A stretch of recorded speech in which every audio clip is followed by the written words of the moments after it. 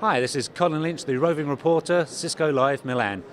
When Amy first gave me this job, she said, Colin, go with it, just find people that really interest you and interview them. So I've obviously taken that and been very personal with this. As you guys know at home, CCIE Datacenter is one of the latest CCIEs out by Cisco, and certainly one that I've got my sights firmly set on for this year. So managed to track down a fairly freshly minted CCIE Datacenter, full pass, written and the lab, so he's very kindly offered to have a little chat about me, about the preparation he went through it. So if you want to just introduce yourself, Lucas? Yeah, sure. My name is Lucas Kradiger. I'm a technical marketing engineer out of Cisco and actually working in the data center BU itself. Perfect. So I can't help noticing that two CCIE ribbons there. So I'm guessing routing switching is the other one? Routing switching was the fundamental part of the CCIE I did first, and then data center recently, yes, passed this one. So I guess the first question that certainly I was asked, when I first put CCIE Data Center in my study plan for this year is, you've already got one, why do you want another one? How would you answer that question?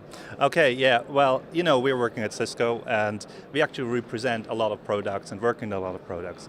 So having a CCIE routing switching, representing switching and routing is a great thing, right?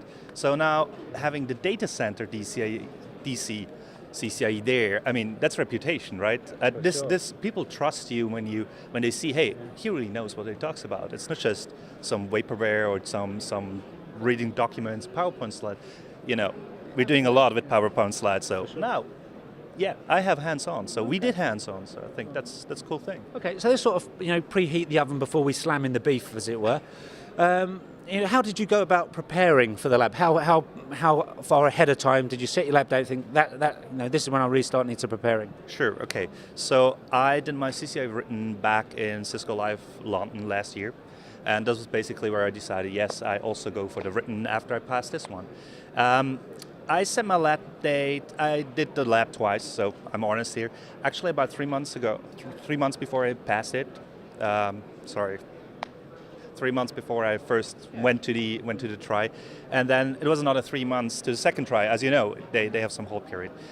In between, from the written to the fun thing, it was approximately half a year, and yeah, I mean, you have to plan advance when you want to do that. So I would give everyone at least a year of time to do it from the written to the final lab date. Sure. Then, yes. Now, I mean, the big difference that I've noticed, I'm sure everyone's noticed, is in the blueprint as to, compared to the routing and switching, where you could, and as I did, cobble a lab together at home by buying some. I bought half a dozen 2,500 routers at the time, and I could get by with that. I can't really afford the $1.2 million odd to get my own Cisco CCIE DC lab at home. I'm guessing working for Cisco, access to kit wasn't a barrier for you, or was it? Tell me. Well, getting access to kits to that extent, how the lab is pretty hard. So I actually worked with some people in a collaborative way within Cisco. So we built one lab for about 50 people.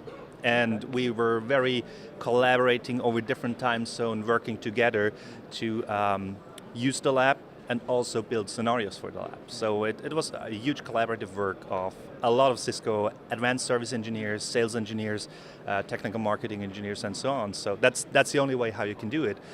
Alternative, they're lab providers, right? So when you really need to get a lot of lab time in your final preparation, when you really want to go to the details, then go and get some lab coins, book it somewhere where you trust, and go for it.